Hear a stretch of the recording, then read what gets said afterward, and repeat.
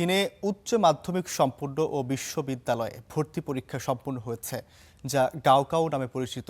এবছর মোট 1,29,00,000 শিক্ষার্থী পরীক্ষায় অংশ নিচ্ছে। গত বছরের তুলনায় এই সংখ্যা কিছুটা কম। গত বছর পরীক্ষার্থীর সংখ্যা ছিল 1,33,50,000। চীনের শিক্ষা মন্ত্রণালয় জানিয়েছে, পরীক্ষাকে কেন্দ্র করে দেশজুড়ে নিরাপদ ও সুশৃঙ্খল পরিবেশ নিশ্চিত করতে স্থানীয় প্রশাসনগুলোকে নির্দেশ দেওয়া হয়। বিশেষ করে পরীক্ষা কেন্দ্রগুলোর আশপাশে নিরাপত্তা জোরদার করে প্রশাসন। পরীক্ষায় অনিয়ম ও জালিয়াতি ঠেকাতে বিশেষ অভিযান চালানো হচ্ছে। এর মধ্যে রয়েছে চিটিং ডিভাইস বিক্রি রোধ, ভুয়া পরীক্ষার্থী শনাক্ত এবং কোচিং ও পরীক্ষা পূর্ব প্রশিক্ষণ প্রতিষ্ঠানগুলোর অনিয়মের বিরুদ্ধে কঠোর ব্যবস্থা গ্রহণ। উচ্চ প্রযুক্তি নির্ভর জালিয়াতি প্রতিরোধে স্থানীয় প্রশাসনকে সক্রিয়ভাবে কাজ করার নির্দেশ দিয়েছে মন্ত্রণালয়।